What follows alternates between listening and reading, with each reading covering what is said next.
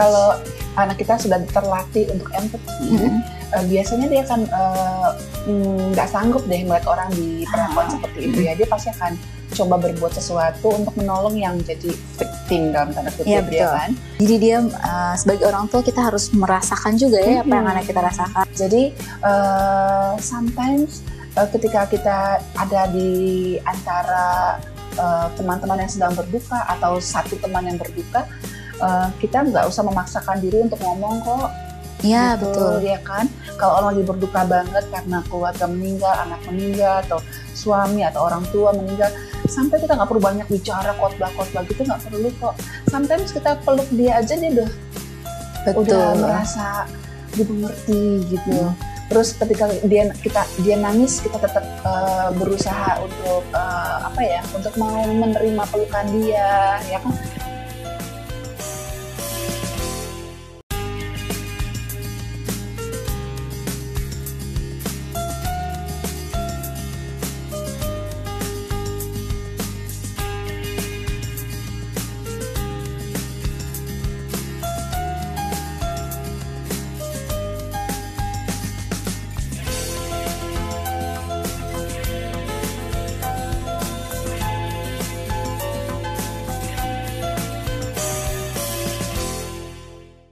Shalom pemirsa Hope Channel, dimanapun Anda berada, kita bertemu kembali dalam program Love Your Child.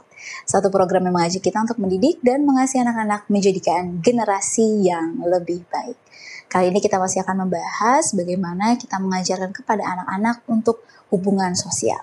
Dan topik kita kali ini yaitu toxic positivity.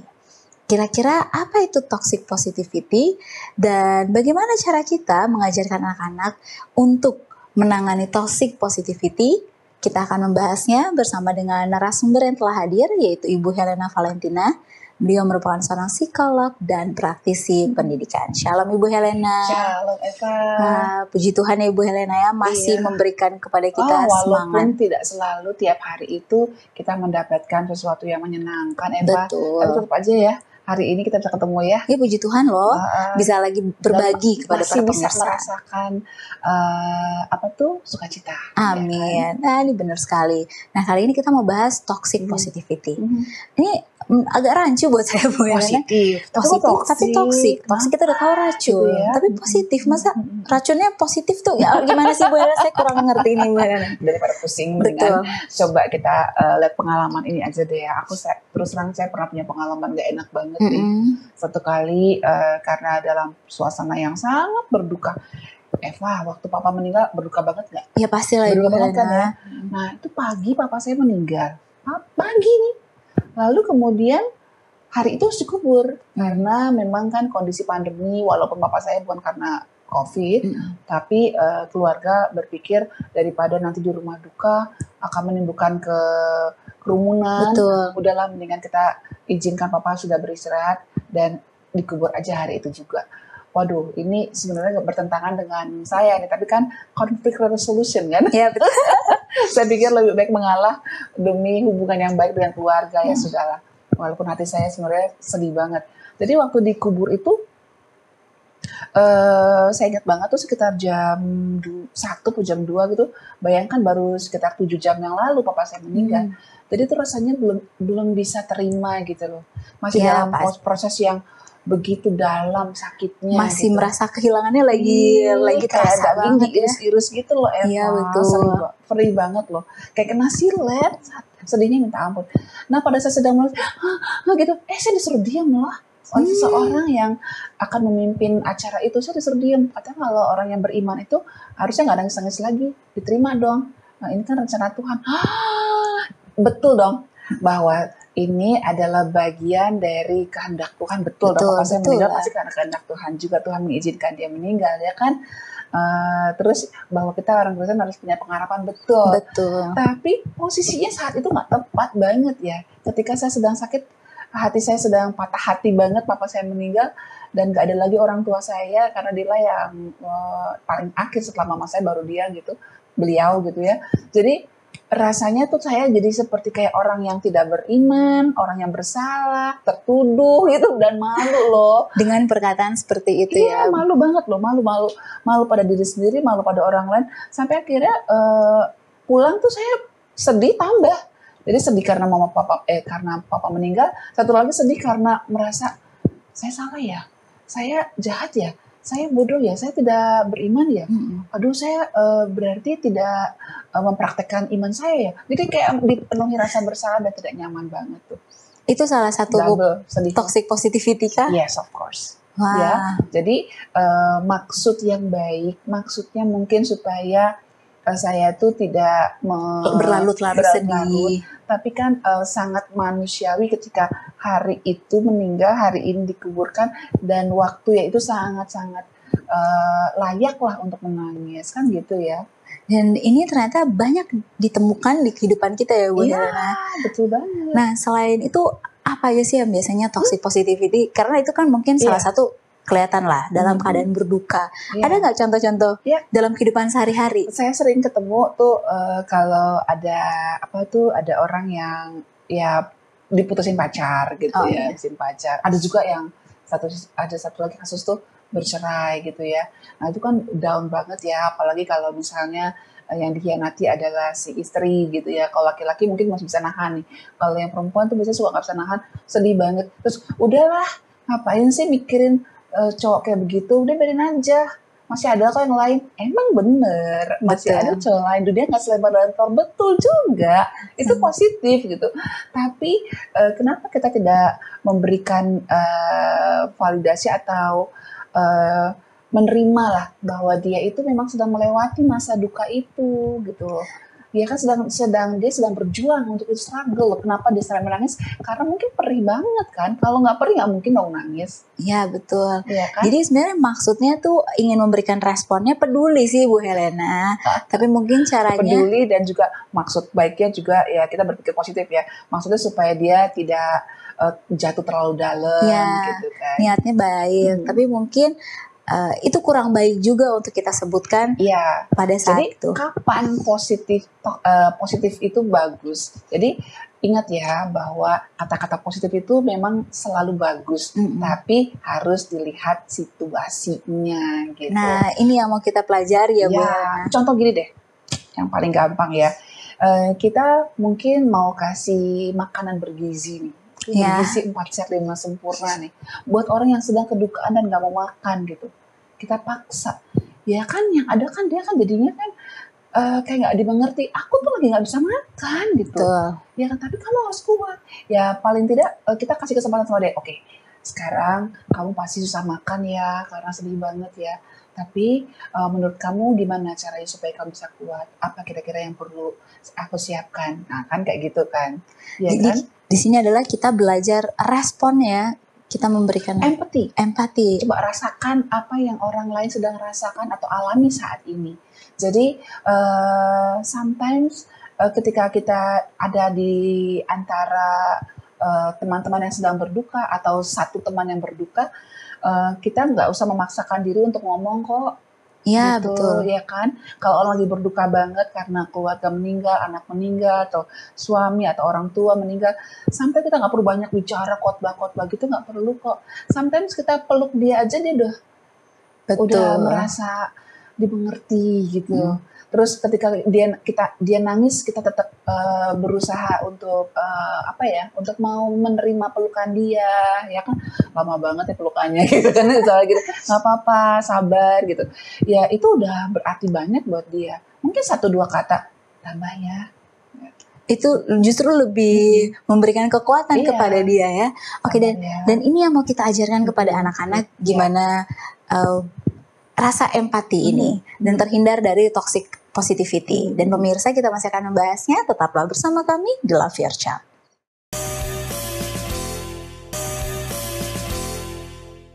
Kembali lagi di Love Your Child dan kita masih membahas toxic positivity. Tadi kita sudah membahas ternyata toxic positivity ini banyak juga terjadi di kehidupan kita sehari-hari. Bahkan secara tidak sadar mungkin nih Bu Helena, saya pernah juga berkata-kata toxic positivity ini. Nah, tapi sekarang kita lebih fokus ke anak-anak. ya kita bilang anak remaja lah ya Bu Helena. Kira-kira apa sih biasanya yang timbul di anak remaja? Kasus-kasus seperti Iya, apa nih? dan sebagai orang tua, mungkin kita maksudnya baik ya, ketika misalnya anak kita pulang, terus kok nangis sih? Ih cowok nangis, cengeng kamu, ya Ya, ampun, lemah banget sih kamu. masa nangis ya betul. Jadi ibaratnya udah babak belur nih hatinya gara-gara disakiti atau kecewa dengan temannya, dihajar lagi sama mamanya. Apa enggak double Betul. gardan gitu kan. Terus kalau akhirnya dia nggak empati, dia juga nggak bisa empati sama mamanya yang capek. Ya jangan salahin, karena apa ya, mamanya juga sudah menunjukkan bahwa mama nggak peduli dengan perasaan saya. Jadi kalau dia juga nggak peduli perasaan mamanya satu saat nanti, jangan salahkan juga, karena sudah diberikan contohnya toh. Mamanya sudah memberikan juga responnya terlebih Iya. dahulu ya. Misalnya mamanya keluh kayak gitu, aduh nak, kenapa sih papa itu ya sering banget bikin mama kesel. Ya ilah mama, lemah banget sih. Waduh, Orang kalau gitu. tua umur berapa mama, masa lemah banget. Sadis kan? Betul. Nah kayak gitulah yang dirasakan oleh anaknya ketika dia pulang dengan kecewa, dengan sakit hati karena mungkin ada teman yang mengkhianati, lalu mamanya bukannya empati malah bersikap toxic positivity. Kata-katanya mungkin nggak bilang bodoh kamu, enggak sih, tapi mungkin maksudnya merangsang dia supaya lebih semangat. Laki-laki tuh nggak boleh cengeng gitu, laki-laki tuh harus tough, masa gitu aja. Mungkin maksudnya baik, nggak dibilang sih kamu benci atau kamu kayak cewek, nggak dibilang kayak begitu sih. Itu mah udah parah ya, Iya. empati namanya, nggak mengerti sama sekali. Tapi kata-kata yang positif pun kalau itu tidak dipikirkan masak-masak, apakah itu akan membuat dia merasa lebih down atau mungkin merasa dimengerti, ya itu akan menjadi toksik, jadi racun. Jadi langkah pertama adalah sebelum kita bereaksi, coba pikirkan dulu deh, kira-kira apa sih yang dirasakan? Nah betul. Iya, iya kan? Kalau kita lihat dia kayak sedih banget, ya kita bisa bilang lah, kelihatannya kamu sedang sedih ya nak ya, gitu kan. Mama boleh dengar apa yang kamu alami. Nah kan gitu kan lebih nyaman. Jadi seperti sejuk gitu loh dia pulang. Ya kan? Setelah itu udah cerita nih. Sebenarnya kita sebagai orang tua, alah Gitu doang. ilah, dunia gak selebar daun keras kali. Ditolak sama satu cewek, masih ada cewek lain gitu kan. Tapi buat si anaknya udah sedih banget. Itu Bu. kiamat. Dan itu kiamat karena itu impian dia. Bisa nulis surat udah dengan keberanian, gak bikin WA nembak cewek itu, gak tadi ditolak gitu kan. Itu kiamat buat anak remaja ya kan. Tapi buat kita orang tua mungkin gila, masih banyak sih itu masih banyak kok yang lain, tenang aja, kayak gini aja kok ribut. Tapi kita tahanlah omongan itu. Ya kita bisa coba empati sama dia. Aduh, kamu kayaknya berat banget ya ngalamin ini ya. Memang berat loh ditolak orang tuh, sakit ya nak ya. Iya mah, gitu kan. Terus rasanya tuh seperti kiamat ya nak, gitu kan. Waduh, padahal kamu udah seneng banget sama dia ya nak. Ya coba rasakan apa yang dia rasakan gitu. Terus ntar kalau kita sudah coba merasakan, ikut dalam perasaan dia, mencoba menjadi cermin dia, setelah itu baru kita ngarahin dia. Iya sih, tapi kan kamu berhak bahagia nak, iya kan? Masa jadi dia yang menentukan kebahagiaan kamu? Kan kamu berhak juga dong bahagia. Masa dia aja yang bahagia? Ya kan sayang. Menurut kamu apa yang harus kamu lakukan ya nak supaya kamu bisa bahagia? Mama juga sedih loh kalau kamu sedih nak, gitu kan. Wah itu kalau udah kayak begitu nanti anaknya pengen pulang terus. Jadi dia sebagai orang tua kita harus merasakan juga ya apa yang anak kita rasakan. Iya, jadi kenapa saya sering menemukan banyak orang tua yang di-reject oleh anaknya untuk bercerita, ya karena itu toxic positivity itu loh. Dan ini mungkin nggak sadar Bu Helena ya orang tua. Kayak tadi maksudnya dia mau mengajarkan supaya anaknya tuh jangan jadi cengeng gitu misalnya. Tapi ternyata hal itu langsung menutup semua akses dari anak. Yang membuat dia jadinya merasa bahwa mamanya ini hanya ingin saya dalam posisi yang baik-baik saja gitu. Dia hanya ingin saya positif dan dia merasa bahwa saya ini bukan manusia tapi super manusia gitu, manusia super. Saya manusia biasa loh yang bisa sedih juga, yang bisa kecewa. Kenapa ya mama kok nggak bisa merasakan apa yang saya rasakan, kan gitu kan. Nah, kalau langkah berikutnya nih apalagi Bu Helena selain itu? Setelah itu? Berlatih lah. Jadi berlatih untuk apa namanya, untuk bersikap lebih empati pada pasangan kita dan anak kita melihat, misalnya suami kita pulang ya, atau sebagai suami istri kita nih baru selesai nyuci misalnya, "Ma, capek, kelihatan mama capek banget sih, apa sampai keringetan gini, ya ampun." Kasih minum dulu mah, minum dulu. Nah, anak kan ngeliat, ya kan, anak tuh ngeliat, wih papanya empati ya, apa yang mama ingin supaya papa lakukan supaya bisa mengurangi kelelahan mama. Kan mesra banget ya. Anak juga ngeliatnya, wah panutan Nah, ini. itu latihan, semua bisa dilatih gitu. Jadi ketika kita empati kepada istri kita atau suami kita, ya kan, bukan nyap-nyap ketika suaminya pulang kemalaman, dari mana sih? Apa? Laki-laki kok enggak jawab pulang malam-malam? Saya capek nungguin kamu, dan sebagainya. Itu kan enggak empati namanya kan? Iya betul. Tanggung jawab dong kamu. Benar sih, emang laki-laki harus bertanggung jawab kan gitu kan. Tapi ketika akhirnya tidak lihat situasinya kayak gimana, terus dengan nada yang melecehkan kayak begitu, kan itu kan latihan yang menjadi model, contoh buat anak-anak. Dengan kata-kata yang positif sebenarnya tidak menjelekan ya Bu Helena ya, tapi ternyata di waktu yang salah. Nah ini saya mau tanya nih Bu Helena, gimana kalau misalnya anak kita dalam posisi dia apa ya, kalau tadi kan belajar untuk menjadi orang yang toxic positivity, gimana dalam dia posisi orang yang sudah terlatih tapi melihat temannya digituin sama orang lain di dalam sosial. Nah itu seperti apa? Iya, kalau anak kita sudah terlatih untuk empati, biasanya dia akan nggak sanggup deh melihat orang di perlakuan seperti itu ya. Dia pasti akan coba berbuat sesuatu untuk menolong yang jadi victim dalam tanda kutip, ya kan. Kamu apa namanya, kamu sedih ya diomongin kayak gitu ya sama mereka ya. Iya, sakit tahu gitu. Aku udah gagal. Iyalah, mereka paling pinter lah, aku nilaiku di bawah mereka, ya, gitu kan. Tapi ngomongan kayak begitu kesannya kayak aku nggak belajar. Kan mereka bilang misalnya, makanya belajarnya benar, tuh lihat tuh, semua apa yang ditabur tentuai, ya udah kamu nilai 60 berarti karena kamu nggak belajar, gitu kan. Padahal bisa jadi tuh anak udah sehari semalam belajar gitu ya kan.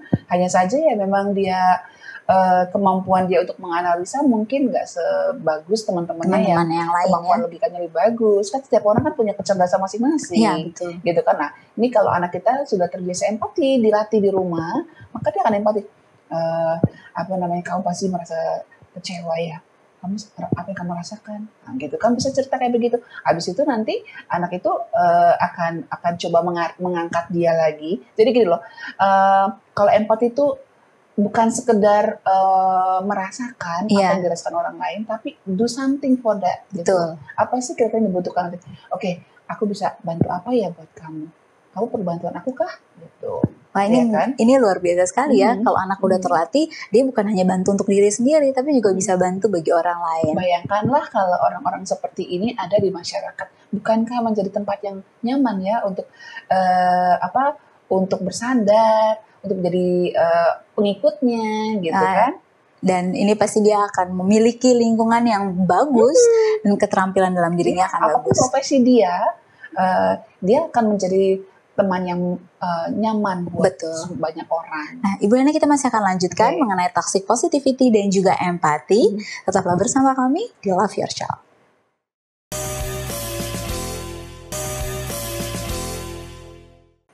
Kembali lagi di Love Your Child dan kita masih membahas toxic positivity.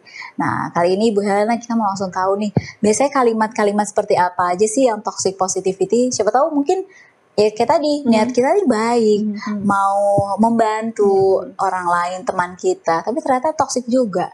Sama seharusnya kalimat yang saya harus sebutkan tuh seperti apa? Iya, nih aku coba catat ya. Suka ada orang tua tuh ketika anaknya gagal gitu, lomba nih, kalah. Padahal udah berjuang nih, bapaknya udah ngelatih banget ya, kalah. Terus sampai di rumah, ya itu kegagalan itu bukan pilihan ya nak ya. Iya, papa kecewa loh kamu gagal, harusnya kamu tuh bisa lebih baik dari ini, misalnya kayak gitu kan. Nah itu kalau kayak gitu kan benar-benar membuat anak merasa bahwa dia tuh salah banget gitu. Udah kan? Berusaha, gagal itu sakit loh. Ya, Sekarang betul. ditambahin lagi dengan Kata-kata. dengan sayatan-sayatan silet dari mama atau papanya, itu sakit Betul, banget, betul. tambah double sakitnya. Dan itu akan membuat kepahitan buat dia. Nah, mungkin kita bisa pilih kata-kata yang lebih merangsang dia untuk bertumbuh, ya kan? Oke, kegagalan itu sebetulnya adalah sukses yang tertunda, nak, gitu. Papa percaya ini adalah bagian dari perkembangan kamu, Ya. ya kan? Kamu nggak nyaman ya ketika gagal kayak gini ya. Apa yang kamu rasakan? Nak? Sedih kenapa sayang? Takut papa marah? Enggak lah, masa marah? Orang ini kan bagian dari pertumbuhan kamu, ya kan? Lihat tuh orang-orang yang sukses itu kan juga kan pasti pernah gagal juga kok, nak, kayak gitu kan. Jadi anak tuh merasa walaupun dia jatuh, tapi orang tuanya itu mengangkat tangan dia gitu loh. Nggak langsung takrik gitu loh kan. Iya, Ayo benar. bangkit lagi kamu, ayo berjuang, belajar lagi. Nggak begitu, tapi sakit ya nak ya, sedih ya kamu, merasa kecewa kah? Coba memvalidasi perasaan yang dia alami, maksudnya yang dialami oleh anaknya Anak tersebut, gitu ya. kan.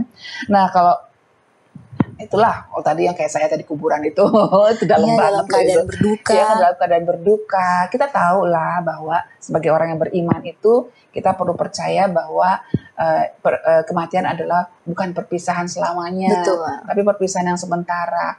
Tapi kita nggak bisa pungkiri bahwa cinta itu ketika terpisah akan membuat rasa yang sakit. Benar. Dan orang punya ekspresi macam-macam. Ada yang nggak bisa nangis, ada, ya kan, memang air matanya nggak ada kali gitu kan. Ya memang dia seperti itu. Ya emang orangnya. tipenya seperti itu, ya kan. Tapi ada juga ya, apalagi perempuan, kalau dia menangis itu ada satu hal yang sangat-sangat sehat dan wajar gitu.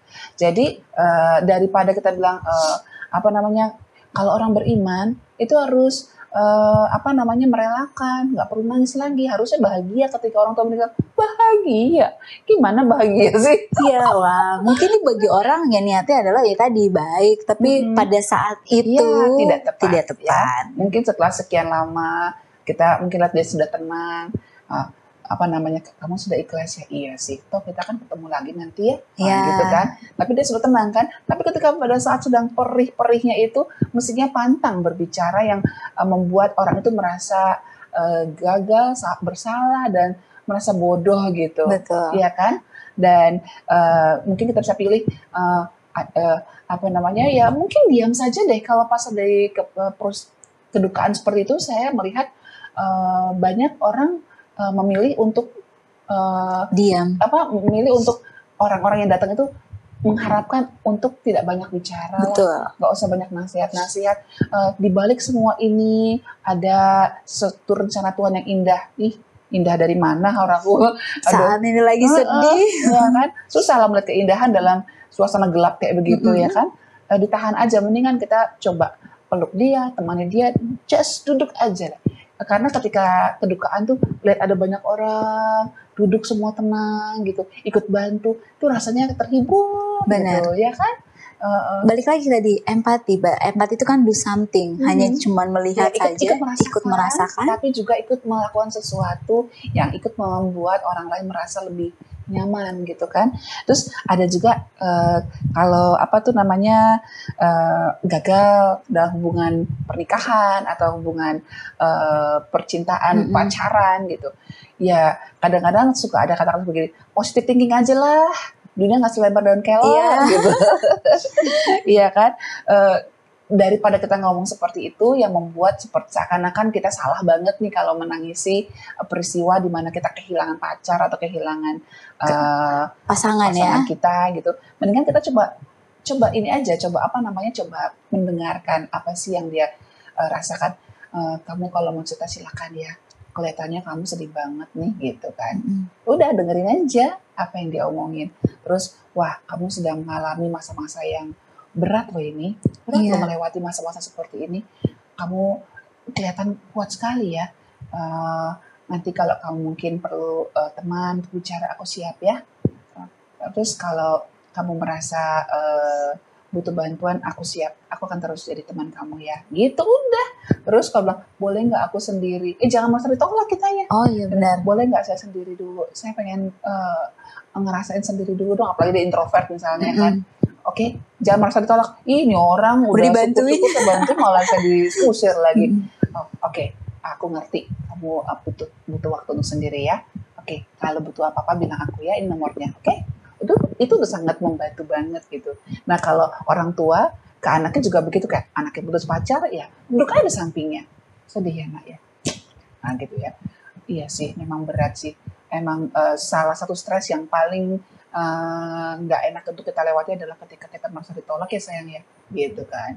Atau nggak usah terlalu banyak bicara kalau emang dia tipenya introvert, just sit beside her, atau mungkin kita kasih aja, nak kamu mau makan apa sayang, nah, gitu kan. Kayak kamu mau sendiri ya, ya udah, tapi kan kamu perlu kuat ya, jangan sampai sakit, kamu mau makan apa sayang, nah udah gitu aja. Jadi tidak usah khotbah-khotbah kadang-kadang kalau tidak dibutuhkan. Atau kalau kita mau kayaknya nih anak ini kayak perlu saya nasihatin nih, ya kan kayak dia sedih banget. Nah, boleh nggak mama ngomong sesuatu? Boleh nggak mama bicara sayang? Ma, jangan sekarang boleh nggak? Oh ya sudah, nggak apa-apa. Kapan sayang? Besok ya ma, aku pengen sendiri dulu. It's okay, fine. Dan orang tua harus menerima hal itu ya. Karena itu bagian dari empati kita sama dia, dan dia akan merasa sangat dihargai. Jadi prinsipnya untuk menghindari toxic positivity, kita harus ingat kita perlu respect sama orang lain. Iya betul. Respect, hargai orang lain. Kalau kita ngomong kayak gini, kira-kira orang itu sakit nggak, ya kan? Yang kedua, coba empati, rasakan apa yang dia rasakan dan apa yang dia perlukan, gitu. Saya rasa itu. Dengan adanya empati, saya rasa semua orang akan mendapatkan satu lingkungan atau hubungan yang makin erat, ya kan? Karena dengan kata-kata positif yang memang niatnya baik ya, positif, tapi dikatakan pada saat yang tepat dan merasakan apa yang saat itu dia lagi rasakan, itu bonding akan luar biasa. Apalagi ini terjadi antara anak dan juga orang tua. Nah, Ibu Helena, terima kasih banyak. Sekarang kita mengerti maksud toxic positivity dan bisa belajar ya. Apa tuh Ibu Helena? Jadi kalau tadi aku lambangkan dengan makanan ya, bisa juga seperti mungkin kita mau kasih vaksin COVID nih kan, kan vaksin nyaman dulu. Iya, kalau dia sedang flu, sedang pilek, dikasih vaksin malah jadi kacau kan, malah ada kematian loh. Dia tunggu sehat dulu baru dikasih vaksin kan gitu kan. Nah kalau kita mau kasih satu kata-kata positif, lihat dulu situasinya, apakah dia sedang membutuhkan itu apa enggak saat ini. Kalau belum, jangan, tunggu saatnya, sabar aja. Ada saatnya kita kalau sedang masih pilek atau masih flu, ya kasihlah obat flunya, kasih obat flunya, kan gitu ya. Oh, ini analogi yang bagus sih dengan kebutuhan dia. Ini analogi yang bagus nih, berikan yang sesuai dengan kebutuhan dan juga waktunya ya Bu Helena. Terima kasih banyak sekali lagi Bu Helena, dan terima kasih banyak kepada pemirsa yang telah menyaksikan Love Your Child episode kali ini. Tetap terus saksikan Love Your Child, cintai anak Anda untuk generasi yang lebih baik. Shalom, Tuhan memberkati.